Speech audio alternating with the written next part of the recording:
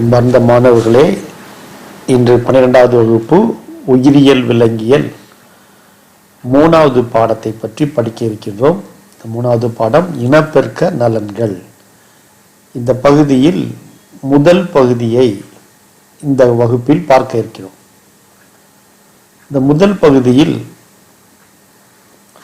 இனப்பெருக்க நலனின் தேவை, பிரச்சனைகள் மற்றும் உத்திகள், பனிக்குட துளைப்பு மற்றும் அதன் சட்டபூர்வமான தடை, பாலின விகிதம், பெண் கருக்கொலை மற்றும் சிசு கொலை ஆகியவை சமூகத்தின் மீது ஏற்படுத்தும் தாக்கம், மக்கள் தொகை பெருக்கம் மற்றும் பிறப்பு கட்டுப்பாடு. இந்த 4 தலைப்புகளில் தான் இந்த வகுப்பில் பார்க்க இருக்கிறோம். முதலில் இனப்பெருக்க நலன் என்றால் என்ன? இனப்பெருக்க நலன் என்பது அமைப்பு மற்றும் செயல் ரீதியாக இயல்பாக செயல்படும் இனப்பெருக்க உறுப்புகளை பெற்றுள்ள மக்களை கொண்ட சமூகத்தை குறிப்பது இனப்பெருக்க நலன் எனப்படும். இதில் உலகில் தினமும் சுமார் 800 பெண்கள் கர்ப்பம் மற்றும் குழந்தை பிறப்பு தொடர்பான தடுக்கக்கூடிய காரணங்களால் பாதிப்புற்று இறக்கின்றனர். இந்த 800 பெண்களில் 20% இந்திய பெண்களாக உள்ளனர். இவர்களில் 800-இல் 160 பெண்கள் இந்திய பெண்கள்.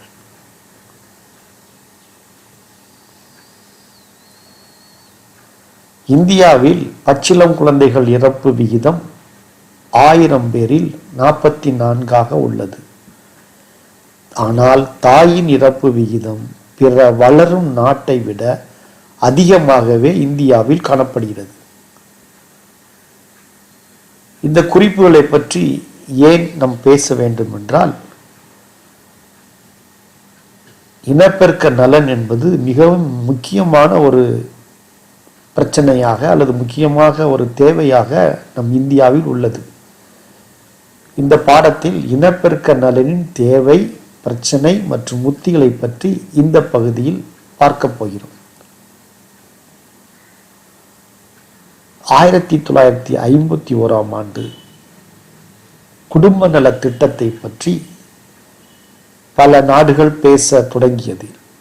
அந்த பேச தொடங்கிய நாடுகளில் முதன்மையானது நம் இந்தியாவும் ஒன்று.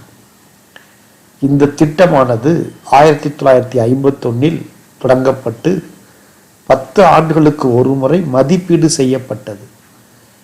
இனப்பெருக்கம் மற்றும் குழந்தை நலம் பாதுகாப்பு என்ற தலைப்பில் இந்த குடும்ப நல திட்டமானது அழைக்கப்படுகிறது.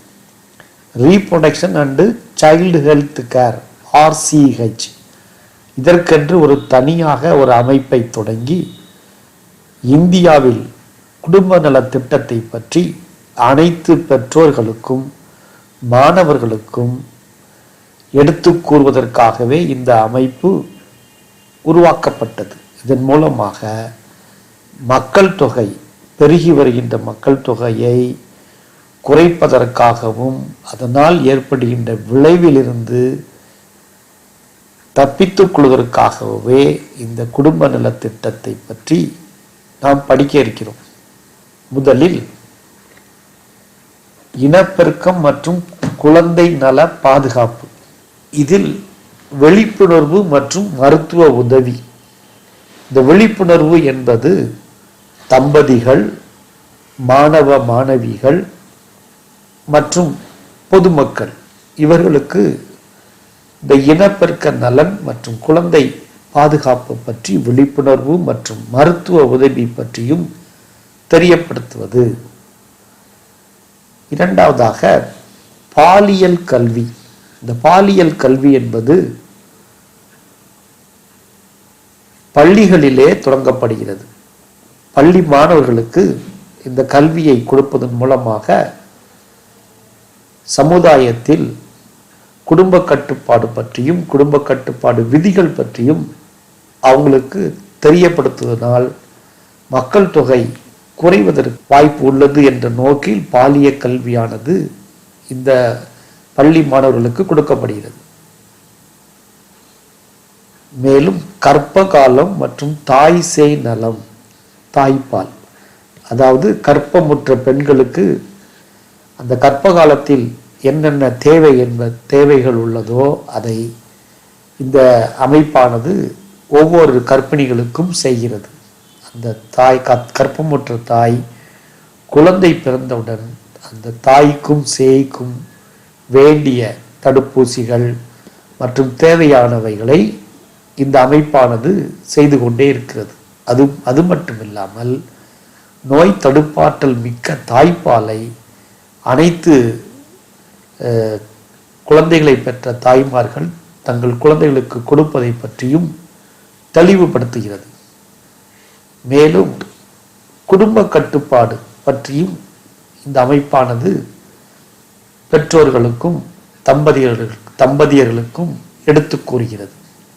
இதன் மூலமாக இந்தியாவின் மக்கள் தொகை வேகமாக பெருக்கம் அடைவதிலிருந்து ஒரு மெதுவாக பெருக்கமடைகிற நிலைக்கு கொண்டு வரலாம் என்பதற்காகவே இந்த அமைப்பு தொடங்கப்பட்டது. இவ்வாறாக அரசாங்கம் ஒவ்வொரு இந்தியர்களையும் பாதுகாத்து வருகிறது. அடுத்து நாம் பார்க்க இருப்பது தேசிய அளவிலான திட்டம். இந்தியா முழுவதுமாக அனைத்து குழந்தைகளுக்கும் தடுப்பூசி மூலமாக நோய் தடுப்பாற்றலை உண்டாக்குவது, கருவுற்ற பெண்களுக்கு ஊட்டச்சத்து மிகுந்த உணவை வழங்குதல், இரண்டாவதாக தாய் சேய் வளர்குழந்தை மற்றும் விடலை பருவத்திற்கான ஒருங்கிணைந்த ஆரோக்கிய அணுகுமுறை, மூன்றாவது பிரதமரின் சுருச் மாண்ட்ரிவா அபியான் போன்ற திட்டங்கள் இந்திய அளவில் செயல்படுகிறது. இரண்டாவது தலைப்பாக பனிக்குட துளைப்பு மற்றும் அதன் சட்டபூர்வமான தடைகள். இந்த பனிக்குட துளைப்பு என்பது ஆம்னியோசென்டசிஸ் என்று அழைக்கப்படுகிறது. இந்த ஆம்னியோசென்டசிஸ் மூலமாக சிறு குடும்ப விதிகள் மற்றும் குடும்பத்தில் ஆண் குழந்தையை பெற்றுக்கொள்ளும் விருப்பம் போன்ற காரணங்களால் மக்கள் தொகையில் பெண்களின் எண்ணிக்கை அபாயகரமான விகிதத்தில் குறைந்து வருகிறது. அதாவது அனைத்து பெற்றோர்களுமே அல்லது அனைத்து திருமணமான தம்பதிகள் தங்களுக்கு ஆண் குழந்தை வேண்டும் என்பதற்காக ஆண் குழந்தையின் மீது ஒரு மோகத்தின் காரணமாக பெண் சிசுக்களை அழிக்கின்ற அல்லது பெண்களின் எண்ணிக்கை அபாயகரமான விகிதத்தில் குறைந்து வருகிறது.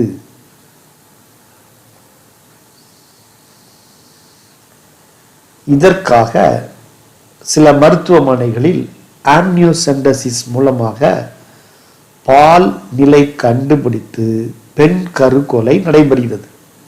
இதை தடுப்பதற்காகவே அரசாங்கமானது ஒரு சட்டத்தை இயற்றியது. பொதுவாக இந்த ஆம்னியோசென்டசிஸ் என்றால் என்னன்னு பார்த்தீங்கன்னா ஆம்னியாட்டிக் ஃப்ளூயிட். இந்த ஆம்னியாட்டிக் ஃப்ளூயிட் என்பது ஒரு திரவம், ஆம்னியாட்டிக் திரவம். இந்த திரவத்தில் தான் குழந்தையானது பாதுகாப்பாக தாயின் கருப்பையில் இருக்கும். இந்த ஆம்னியாட்டிக் திரவத்தை ஒரு ஊசி மூலமாக திரவத்தை எடுத்து அதில் உள்ள சில செல்களை ஆராய்ந்து பார்த்தால் வளர்கின்ற கரு ஆணா பெண்ணா என்று நாம் எளிதில் கண்டுபிடித்துவிடலாம். அது மட்டுமில்லாமல் இந்த ஆம்னியோசென்டசிஸ் மூலமாக பல மரபியல் நோய்களையும் கண்டுபிடிக்கலாம்.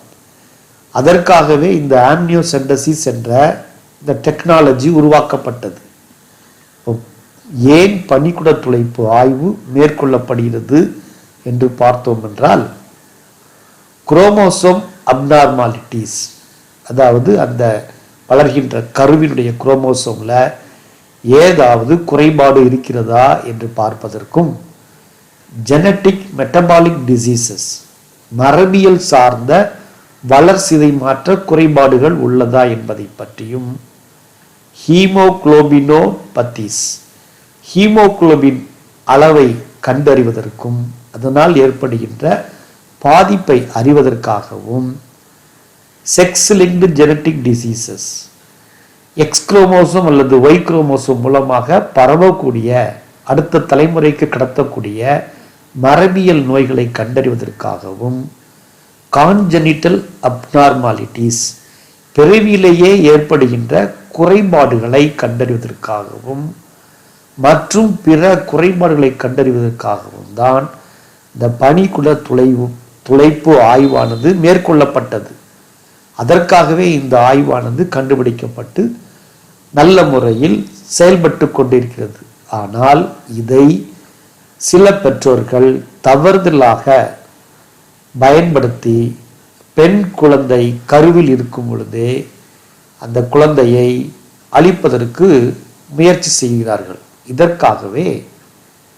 இதன் காரணமாக பாலின விகிதம், பெண் கருக்கொலை மற்றும் சிசு கொலை ஆகியவை சமுதாயத்தின் மீது ஏற்படுத்துகின்ற தாக்கம். ஏன் பெண் சிசு கொலை மற்றும் கருக்கொலை நடக்கிறது என்றால், சில சமுதாயத்தில் பல பிரச்சனைகள் ஏற்படுகிறது. குறிப்பாக பெண் குழந்தைகளுக்கு என்று போதிய அங்கீகாரம் இல்லை. அது மட்டுமல்லாமல் திருமணத்திற்கென்று அந்த பெற்றோர் பெண்களுக்கு அதிகமாக செலவு செய்வதன் காரணமாக வறுமை கோட்டுக்கு கீழ் உள்ள மக்கள் பெண் குழந்தைகள் வேண்டாம் என்பதற்காகவே இந்த பெண் சிசு கொலையும் பெண் கரு கொலையும் நடைபெறுகிறது. இதில் பாலின விகிதம், மக்கள் தொகையில் ஆண்களுக்கும் பெண்களுக்கும் இடையான விகிதம் தான் பாலின விகிதம் என்று அழைக்கின்றோம். இந்த பாலின விகிதம் ஆண்களும் பெண்களும் சமுதாயத்தில் சம எண்ணிக்கையில் இருக்க வேண்டும். ஆனால் தற்பொழுது இதன் அளவு மிகவும் குறைந்து கொண்டே வருகிறது. கடந்த 10 ஆண்டுகளில் 1000 ஆண்களுக்கு 927 பெண்கள் என்பதில் இருந்து 919 பெண்கள் என குறைந்துள்ளது. இதற்கு காரணம் பெண் சிசு கொலையும் பெண் கருக்கொலையும் தான் காரணம். பெண்கள் சமுதாயத்தில் போதுமான அங்கீகாரம் கிடைப்பதில்லை. அதன் காரணமாக பெற்றோர்கள் பெண் குழந்தை வேண்டாம் என்பதற்காகவே கருக்கொலையும் சிசு கொலையும் செய்துவிடுகிறார்கள். பெண் கருக்கொலை என்றால் என்ன? தாயின் கருப்பையிலேயே பெண் சிசுவை கருக்கலைப்பு செய்வது பெண் கருக்கொலை என அழைக்கப்படுகிறது. பெண் சிசு கொலை என்றால் என்ன? பிறந்த பின் பச்சிளம் பெண் குழந்தைகளை கள்ளிப்பால் போன்ற சில மருந்துகளை கொடுத்து கொன்று விடுகிறார்கள். இது பெண் சிசு கொலை என்று அழைக்கப்படுகிறது. இந்த இரண்டுக்குமான வேறுபாடு சென்ற ஆண்டு நடந்த பொதுவான காலாண்டு தேர்வில் கேள்வி ஒன்று கேட்கப்பட்டது.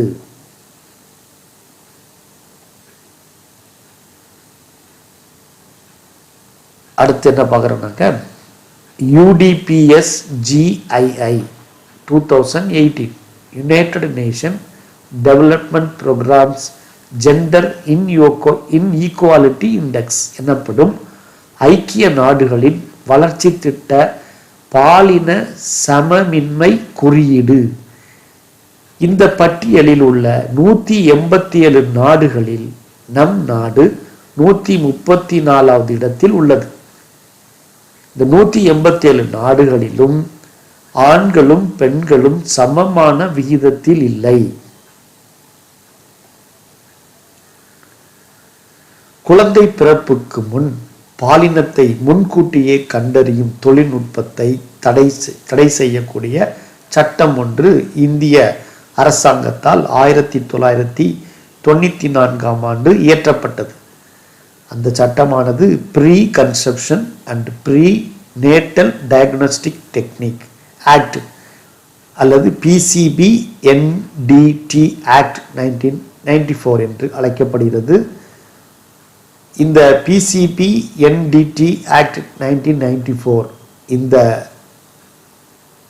இந்த ஆக்டில் பிறப்புக்கு முன் கருவில் வளரும் குழந்தையின் பாலினத்தை கண்டறிந்து தேர்ந்தெடுத்து கருக்கலைப்பு செய்யும் தொழில்நுட்பம் தடை செய்யப்படுகிறது. இந்த PCBNTT ஆக்டை எல்லா மருத்துவமனைகளிலும் நாம் உள்ளே செல்லும் வழியில் இந்த ஆக்ட் அங்கே பெரிதாக ஒரு போர்டில் எழுதப்பட்டிருக்கும். அதை அனைவரும் கண்டிருப்பீர்கள்.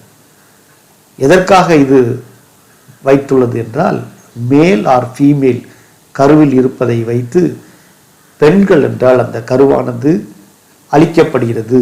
இதை தடுப்பதற்காகவே இந்த சட்டம் கொண்டு வரப்பட்டது. இந்த சட்டம் எதற்காக கொண்டு வரப்பட்டது என்றால், ஆண்களின் எண்ணிக்கையும் பெண்களின் எண்ணிக்கையும் சமமாக இல்லை. இதற்கு காரணம், பெண்களுக்கு போதிய அங்கீகாரம் சமூகத்தில் கிடைப்பதில்லை. ஆனால் தற்பொழுது அரசாங்கத்தின் முயற்சியால் பல பெண்கள் தலைவர்களாகவும் நாட்டை ஆள்பவர்களாகவும் தற்சமயம் அலுவலகத்தில் பெரிய மேலாளர்களாகவும் வந்து கொண்டிருக்கிறார்கள்.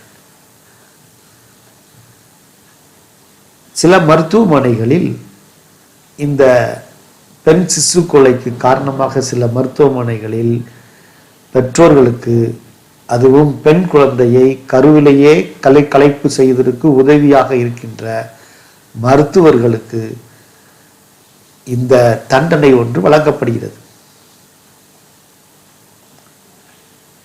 Prevention of Child from Sexual Offenses.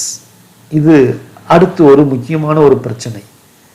இது POCSO ஆக்ட் என்று அழைப்பார்கள். இதில் சிறு குழந்தைகளுக்கு எதிராக செய்யக்கூடிய சில தவறான பிரச்சனைகள், இதிலிருந்து சிறுவர்களையும் சிறுமிகளையும் காப்பாற்றுவதற்காகவே இந்த சட்டமானது இயற்றப்பட்டது. இந்த சட்டத்தில் 4 வகையான அபியூசஸ் கொடுக்கப்பட்டிருக்கிறது. ஒன்று பிசிக்கல் அபியூசஸ், உடல் முறையீடு. செக்ஸுவல் சைல்டு அபியூசஸ், இதில் பார்த்தீங்கன்னாக்க ரேப் கற்பழிப்பு, மால்ஸ்டேஷன் துன்புறுத்துதல், சைல்டு பொர்னோகிராஃபி சிறார் தொடர்பான ஆபாச படங்களை பார்த்தல், நெக்லைட் பிசிக்கல் நெக்லைட் குழந்தை புறக்கணிப்பு, எஜுகேஷனல் நெக்லைட் கல்வி புறக்கணிப்பு, எமோஷனல் அபியூசஸ் வெர்பல் வாய்மொழி, மென்டல் ஆர் சைக்காலஜி மன ரீதியாக. இந்த 4 வழிகளில் சிறுவர்கள் சமுதாயத்திலிருந்து ஒதுக்கப்படுகிறார்கள். இவ்வாறு ஒதுக்குகின்ற நபர்களை கண்டறிந்து அவர்களுக்கு தண்டனை வழங்கும் பொருட்டு இந்த சட்டமானது கொண்டு வரப்பட்டது. இந்த சட்டத்தை யார் முதலில் அல்லது யார் இதை இப்பொழுது வெளிப்படுத்தினார்கள் என்றால், வரேந்திரகுமார். The POCOS amendment bill introduced by Minister of State in Ministry of Women and Child Development, Varendra Kumar, also provided for stringent punishment for other crimes against those below 18 years of age. இது ஜனவரி 8ஆம் தேதி 2019ஆம் ஆண்டு இந்த சட்டமானது கொண்டு வரப்பட்டது. இந்த சட்டத்தின் கீழ் சிறுவர்களுக்கு எதிராக, சிறுவர் சிறுமிகளுக்கு எதிராக வன்கொடுமைகள் செய்யும் நபர்களுக்கு குறைந்தது 20 ஆண்டுகள் வரை ஜெயில் தண்டனை வழங்கலாம் என்று இந்த சட்டம் வலியுறுத்துகிறது. இது போன்ற சைல்டு அபியூசஸை முழுவதுமாக நிறுத்த வேண்டும்.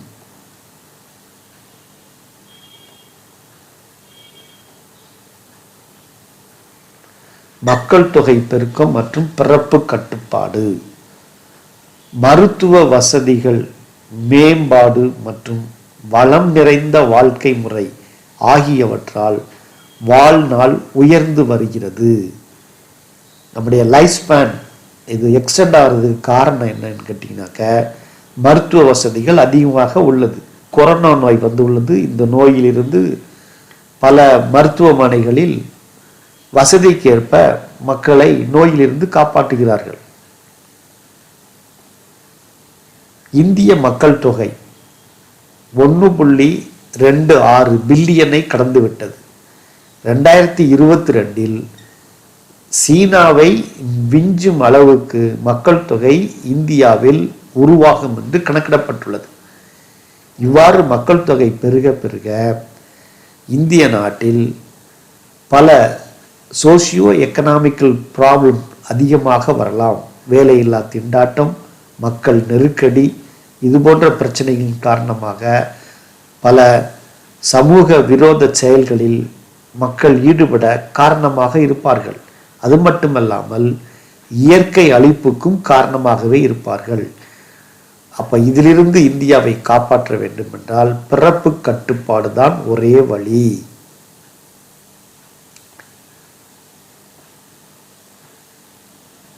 ஆயிரத்தி 1951 ஆரம்பிக்கப்பட்ட குடும்ப நலத் திட்டத்தில் நாம் இருவர் நமக்கு இருவர் என்று பல விளம்பரங்கள் மூலமாகவும் சமூக சேவகைகள் மூலமாகவும் மாணவ மாணவியர்கள் மூலமாகவும் அப்பொழுது மக்களின் இருந்த குடும்பத்தில் இருந்த குழந்தைகளின் எண்ணிக்கை படிப்படியாக குறைந்து நாம் இருவர் நமக்கு இருவர் என்று வந்தது. அதன் பின்னர் 1980க்கு அப்புறம் நாம் இருவர் நமக்கு ஒருவர் என்று கொண்டுவரப்பட்டது. அது மட்டுமல்லாமல் திருமண வயது பெண்களுக்கு ஆண்களுக்கு 21 வயதும் பெண்களுக்கு 18 வயதுமாக நிர்ணயிக்கப்பட்டது. தற்பொழுது 2020 பெண்களின் திருமண வயது 21 நிர்ணயிப்பதற்காக சட்டமானது இயற்றப்பட உள்ளது. கருத்தடை முறைகள், இதில் குடும்ப கட்டுப்பாடு. கருத்தடை முறைகளை தன்னிச்சையுடன் பயன்படுத்தி கருவுறுதலையோ அல்லது கருப்பையில் கருப்பதிதலையோ தடுத்தல் குடும்ப கட்டுப்பாடு என அழைக்கப்படுகிறது. இதில் கருத்தடை முறைகள் 2 வகைகள் உள்ளன. ஒன்று தற்காலிக முறை, மற்றொன்று நிரந்தர முறை. இந்த தற்காலிக முறையில் இயற்கை கருத்தடை, வேதிப்பொருள் பயன்பாடு, கருவி பயன்பாடு, ஹார்மோன் பயன்பாடு என்று 4 வகைகள் உள்ளன. அதில் இயற்கை தடைகளாக சீரியக்க முறை, பாலுணர்வு தொடர் தவிர்ப்பு முறை, விலகல் முறை, பாலூட்டும் கால மாதவிடாய் இன்மை, இது போன்ற 4 காரணங்கள் இயற்கை முறையில் பயன்படுத்தப்படுகிறது. இது சீரியக்க முறை. சீரியக்க முறையில் அண்ட செல்களின் வாழ்நாள் 2 நாட்கள். பெண் இனப்பெருக்க பாதையில் விந்தணுக்களின் வாழ்நாள் 72 மணி நேரங்கள். இதை தவிர்ப்பதன் மூலமாக கருவுறுதலை தடுத்துவிடலாம். பாலுணர்வு தொடர் தவிர்ப்பு முறை. கலவையை குறிப்பிட்ட காலத்தில் தவிர்ப்பதன் மூலமாக கருத்தரிப்பு தடுக்கப்படுகிறது. 3வது விலகல் முறை கருத்தடை. விந்தணுக்கள் கலவி கால்வாயில் அடைவதற்கு முன்பாகவே தடுக்கப்படுகிறது. 4வது பாலூட்டும் கால மாதவிடாய் இன்மை. பொதுவாக பெண்களின் பிரசவத்திற்கு பின் 6 முதல் 8 வாரங்களில் மாதவிடாய் சுழற்சி மீண்டும் தொடங்குகிறது. எனினும் தாய் பால் ஊட்டுவதால் இயல்பான அண்ட செல்களாக சுழற்சி மீண்டும் தொடங்க 6 மாதங்கள் வரை தாமதமாவது பாலூட்டும் கால மாதவிடாய் தன்மை என்று அழைக்கப்படுகிறது. இந்த நிலையில் பால் ஊட்டும் பெண்களின் இரத்தத்தில் புரோலாக்டின் என்ற ஹார்மோன் மிக அதிக அளவில் காணப்படும். இதன் காரணமாக ஹைப்போதலாமஸ், மூளையின் பகுதியாகிய ஹைப்போதலாமஸ் ஆனது கொனடோட்ரோபின் ரிலீசிங் ஹார்மோன் என்ற ஒரு வேதி பொருளை சுரப்பது தடுக்கப்படுகிறது. அதன் காரணமாக பிட்யூட்டி சுரப்பியானது GTH கொனடோட்ரோபின் ஹார்மோன் இந்த ஹார்மோனில் FSH, LTH, LH என்ற 3 ஹார்மோன்கள், அதாவது ஃபாலிக்கிள் செல்களை தூண்டும் ஹார்மோன், லியூட்டினைசிங் ஹார்மோன், லியூட்டியோட்ரோபிக் ஹார்மோன், இந்த 3 ஹார்மோன்களையும் சேர்த்து தான் கொனடோட்ரோபிக் ஹார்மோன் அல்லது GTH என்று அழைக்கப்படுகிறது. இந்த ஹார்மோன்கள் மாதவிடாய் சுழற்சியை தூண்டக்கூடிய ஹார்மோன்கள். ஆனால் புரோலாக்டின், அதாவது பால் கொடுக்கும் தாய்மார்களுக்கு புரோலாக்டின் இரத்தத்தில் அதிகமாக இருப்பதால் ஹைப்போதலாமஸ் சுரக்கக்கூடிய கொனடோட்ரோபின் ரிலீசிங் ஹார்மோன் அளவு குறைந்து விடுகிறது. அதன் காரணமாக பிட்யூட்டரி சுரப்பியானது GTH-ஐ சுரக்கின்ற அளவும் குறைந்துவிடும். இதனால் மாதவிடாய் சுழற்சியானது தடுக்கப்படுகிறது. தடுப்பு முறைகள்: அண்ட செல் மற்றும் விந்து செல் சந்திப்பு தடுக்கப்படுதல், கருவுறுதல் நடைபெறுவதில்லை. தடுக்கப்படுவதால் கருவுறுதல் நடைபெறுவதில்லை. அப்ப அண்ட செல்லும் விந்து செல்லும் இணைந்தால் மட்டுமே கருவுறுதல் நடைபெறும். இந்த சந்தி தடுக்கப்பட்டால் கருவுறுதல் நடைபெறுவதில்லை. இந்த தடுப்பு முறைகள் எவ்வாறெல்லாம் தடுக்கலாம் என்று பார்த்தால், 1. வேதிப்பொருள் தடுப்பு முறை, 2வது இயக்க முறை தடுப்பு முறை, 3வது ஹார்மோன் வழி தடுப்பு, 4வது நிரந்தர பிறப்பு கட்டுப்பாடு. இந்த வழிகளில் அண்ட செல்லும் விந்து செல்லும் இணைவது தடுக்கப்படுகிறது. முதலில் வேதிப்பொருள் தடுப்பு முறையை பார்க்க இருக்கிறோம். நுரைக்கும் மாத்திரைகள், உட்கரையும் மாத்திரைகள், ஜெல்லிகள், களிம்புகள் இவை விந்தணு செயலிழக்க செய்யும் பொருட்கள். இவைகளை பயன்படுத்துவதால் விந்து செல்லும் அண்ட செல்லும் இணைவது தடுக்கப்படுகிறது. 2வது முறை. இந்த 2வது முறையில் இயக்க முறை தடுப்பு. இதற்கு கருத்தடை உரை பயன்பாட்டால் விந்து பெண் இனப்பெருக்க பாதையில் நுழைவது தடுக்கப்படுகிறது. இதற்காக இந்த கருத்தடை உரைகள் பயன்படுத்தப்படுகிறது. இந்த டயப்ரம் பெண்களுக்காக மட்டும் பயன்படுத்தக்கூடிய ஒரு கருத்தடை உரை. இவைகளை பயன்படுத்துவதால் எய்ட்ஸ் போன்ற பால்வினை நோய்களிலிருந்து பாதுகாக்க பயன்படுகிறது. இந்த கருத்தடை உரைகள் பாலியூரித்திரேன், ரப்பர், ஆட்டுத்தோல் கொண்டு இவைகள் தயாரிக்கப்படுகிறது. ஹார்மோன் வழி தடுப்பு. இப்பொருட்கள் அண்டகத்திலிருந்து அண்ட செல்கள் விடுபடுதலை தடுப்பதுடன் கருப்பை வாய் திரவத்தை கெட்டியாக்கி விந்து செல் அண்ட செல்லுடன் இணைவதை தடுக்கிறது. இதற்காக சில மாத்திரைகள் பயன்படுத்தப்படுகிறது. வாய் வழி கருத்தடை மாத்திரைகள். இதில் அண்ட செல் விடுபடுதல் தவிர்க்கப்படுகிறது. இந்த மாத்திரைகளில் FSH follicle stimulating hormone, LH luteinising hormone பயன்படுத்தப்படுகிறது. மத்திய மருந்து ஆராய்ச்சி நிறுவனத்தில் தயாரிக்கப்பட்ட சாஹிலி என்ற ஒரு கற்களை மாத்திரை. இந்த மாத்திரையில் சென்குரோமன் என்னும் ஸ்டீராய்டு அல்லாத பொருள் உள்ளது. இவையும் கற்களை மாத்திரையாக செயல்படுகிறது.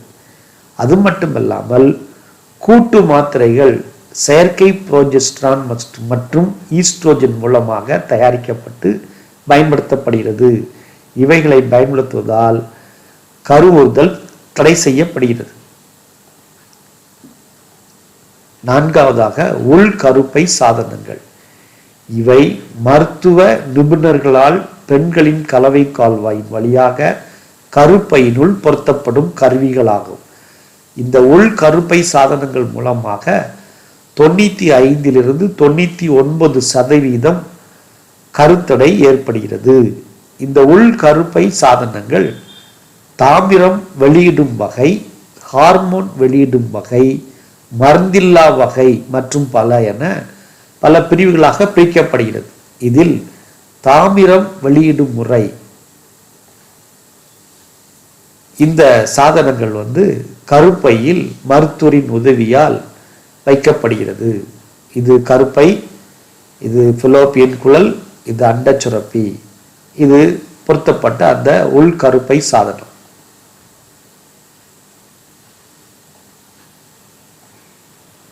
தாமிரம் வெளியிடும் உள்கருப்பை சாதனம். இந்த சாதனத்தை இவர் கையில் வைத்திருக்கிறார். இந்த சாதனத்திலிருந்து தாமிரம் மற்றும் தாமிர உப்புக்கள் வெளியிடப்படுகிறது. இவை விந்து இயக்கத்தை தடை செய்கிறது, விந்து செல்லின் இயக்கம் தடை செய்கிறது. இந்த தாமிரம் வெளியிடும் உட்கருப்பை சாதனத்தை கருப்பையில் 5 முதல் 10 ஆண்டுகள் வரை பயன்படுத்தலாம்.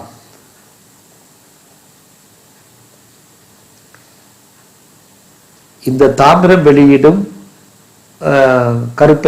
உள்கருப்பை சாதனங்கள், இதன் வகைகள் நம்ம புக்கில் குறிப்பிட்டிருக்கிறாங்க. இந்த வகைக்கு பேர் CUT 380 380A. அடுத்தது மல்டி லோப்டு 375 CUT 380AG. இந்த கருத்தடை சாதனங்கள் கருப்பையினுள் வைக்கப்படுகிறது. அடுத்து ஹார்மோன் வெளியிடும் உள்கருப்பை சாதனங்கள், IUD இன்ட்ரா யூட்ரைன் டிவைஸ் என்று அழைக்கப்படும்.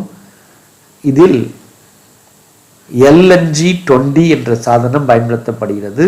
இவை ஹார்மோன்கள் கருப்பை வாயில் சுரக்கும் கோழை பொருளின் வளவளப்பு தன்மையை உயர்த்தி விந்து செல்கள் நுழைவதை தடை செய்கிறது. இதனால் கருவுறுதல் முற்றிலுமாக தடை செய்யப்படுகிறது. அடுத்து மருந்தில்லா உள்கருப்பை சாதனங்கள், IUD. இந்த சாதனம், இந்த படம் போட்டிருக்கிறோம். இது லிப்ஸ் வளையம் என்று அழைக்கப்படுகிறது. இந்த வளையமானது பிளாஸ்டிக் பொருட்கள் நெகிழி மூலமாகவோ அல்லது துருபிடிக்காத இரும்புகளாலோ செய்யப்படுகிறது.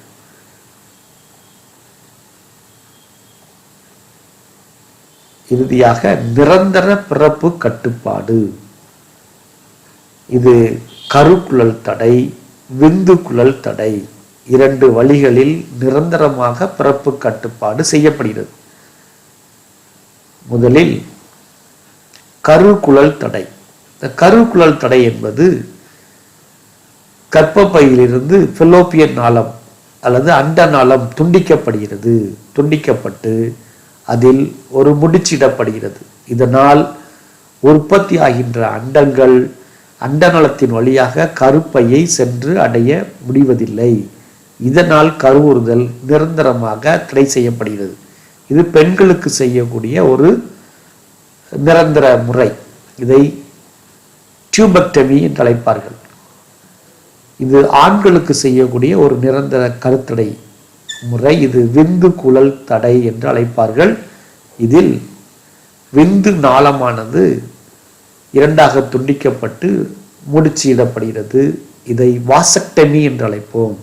அது பெண்களுக்கு செய்யக்கூடிய அந்த அறுவை சிகிச்சை முறையை டியூபெக்டமி என்றும், ஆண்களுக்கு செய்யக்கூடிய அறுவை சிகிச்சையை வாசக்டமி என்றும் அழைக்கப்படுகிறது.